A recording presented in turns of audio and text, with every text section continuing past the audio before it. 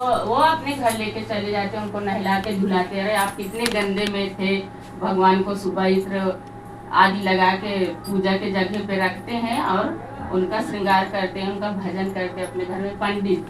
लेकिन वही रात में उनको सपने में पंडित जी के वो कहते हैं कि जहाँ से तू लाए है वहीं मुझे रख के आना, नहीं तो समझ ले, पंडित जी से बोलते हैं। और मुझे वो जब भले मटन का व्यापार करता लेकिन वो भजन जो गाता था वो मुझे बहुत आनंद आता, मुझे उसके तराजू में लुढ़कने में ही आनंद आता था, वहीं रख के आना। अब फिर सुबह ब्राह्मण देवता डर के मारे फिर लेके आ गए उनके घर पे, तो बोले इनको तुम्हारे ही घर, जो तुम्हें इनसे काम लेना हो लो, तुम्हारे ही पास इनको आनंद आता है और देके चले जाते हैं। लेकिन जब इतना वो सुनते हैं ना सगन कसाई, तो बोलते भगवान मेरे लिए, मेरे भाव मतलब मैं भजन करता हूँ कुछ वो नहीं देखे, तो मेरे लिए स्वयं भगवान आ गए घर पे मेरे, तो मैं आज जैसे एक दूसरा भी कार्य कर सकता हूँ, मैं ये कार्य नहीं करूँगा।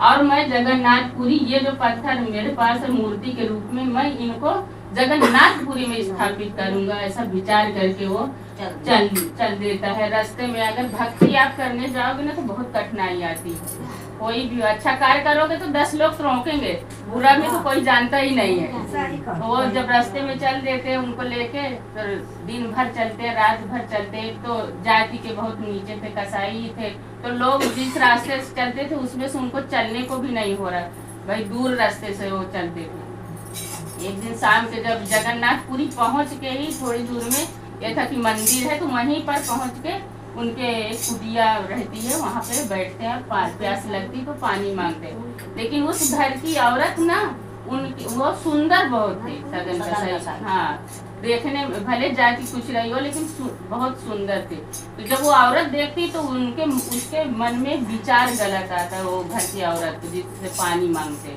तो क्या इशारे में बोलती, वो नहीं समझते, वो तो भक्ति में रहते हैं। वो बोलती है मैं अपने पति को मार के आ जाऊंगी, मेरे साथ शादी करोगे? लेकिन ये कुछ नहीं, हाँ देवी बोलते हैं, इनको पता ही नहीं कि क्या बोल रही है। तो वो मार के अपने पति को इनके पास आके खड़ी हो जाती है और बोलती जो आप बोले हैं मैं वो करके आई, अब तुम मेरे साथ शादी करना। बोले मैं क्या बोला देवी? तो बोले नहीं तुम ही तो बोले हो कि सारे में अपने पति को मार डाल तो मैं तेरे साथ शादी करूंगा। तो बोले कि भाई अब दूसरे गांव में आप पंचायत लगाओगे तो तुम्हारा कौन सुनेगा, वो तो औरत की पक्ष में बोलेंगे। बोले जो सजा दिलानी हो दिला दो, लेकिन मैंने तो ऐसा नहीं कहा, लेकिन मेरी सुनेगा ही कौन। सजा के तौर पे पुलिस आती है, उनका दोनों हाथ कटवा दिया जाता है। जब सजा मिलती कि इन्हीं हाथों से तुमने उस आदमी का हत्या की है, इसलिए उनका हाथ सजा में कटवा दी जाता है। लेकिन जो वो करने जाते हैं वो निश्चय ही कर, बोले हाथ भले कट गया, जब सजा से बरी होते हैं फिर निकल के फिर जगन्नाथपुरी के लिए चलते हैं। जब ये दशा अपने भक्त की भगवान देखते हैं ना, तो उनके लिए वो भगवान ना पालकी भेजते हैं कि जाओ मेरा एक भक्त आ रहा है, उसको आदर सहित पालकी में लेके आओ। अब इनके पास भाई रास्ते में किसी को बोलोगे उनके भक्त कौन है जगन्नाथ जी, तो लाखों लोग बोलेंगे क्योंकि जाते ही हैं, हम भी कहते हम भी भक्त हैं।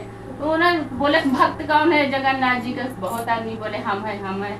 वो तो दूर से देख रहा था, जो सगन कसाई बहुत उबड़ खाबड़ रास्ते से चल रहे थे, उनकी धारा लगी थी, लेकिन वो वही कार्य करने जा रहे थे। तो वो भी देख रहा है कि भाई आज मुझे ऐसे भक्त का दर्शन होगा कि जो भगवान स्वयं उनके लिए पालकी भेजे। वो भी दूर खड़े होके देखते हैं और बहुत से भक्तों को लेके फिर वो पहुंच जाते हैं उनके सैनिक। तो भगवान उनसे बोलते हैं अरे ये मेरे भक्त नहीं है, उनसे बोलते, तो बोलते कुछ परिचय दो, अपने भक्ति की पहचान बताओ। तो गोस्वामी तुलसीदास जी यहाँ पे लिखते हैं, बिनु पग चलहि सुनहि बिनु काना, बिनु कर कर में करहि विधि नाना। हरे राम राम राम राम, हरे कृष्णा कृष्णा कृष्णा कृष्णा। और उनको बोलते हैं, परिचय बताते हैं गोस्वामी तुलसीदास अपने चौपाई में लिए कि बिना पग के चलते हैं। जगन्नाथपुरी जी को देखो हाथ नहीं है और पैर नहीं है, ऐसे वैसा बने हैं, और उनका भोजन भी बहुत अंदर लगता है, वो लगता है ना भोग, तो बहुत आजान बाहु, बहुत लंबी भुजाएं करके वो भोजन ग्रहण करते हैं, प्रसाद अपना तो उनको बोलते कि मेरे जैसा है, उसको कान हाथ नहीं है, उनका परिचय बताते हैं। फिर आते हैं और उनके पास पालकी रुकती है, जगन्नाथ उनके सगन कसाई के पास। बोले आपका ही परिचय दिए, आपको ही भगवान पालकी में बुलाए हैं। बोलते नहीं, मैं तो इतने नीच कर्म किया है कि मैं मटन मच्छी बेचता था, मेरे लिए भगवान क्यों पालकी भेजे? कहा नहीं, आपका ही परिचय दिए, बिना हाथ के हो। आप उनको बिठा के नहला धुला के भगवान के सामने लेके जाते हैं, और भगवान के सामने जब वो पहुंचते हैं तो बहुत जोर से रोते और कहते काश मेरे हाथ होता तो मैं लंबी हाथ करके भगवान का चरण जरूर छूता। ये विचार मन में आते, भगवान उन्हें हाथ प्रदान करते हैं। तो भाव होना चाहिए, कितना भी कठिन रास्ता हो, पर भक्ति में अगर शक्ति है तो जरूर भगवान मिलते हैं। हर हर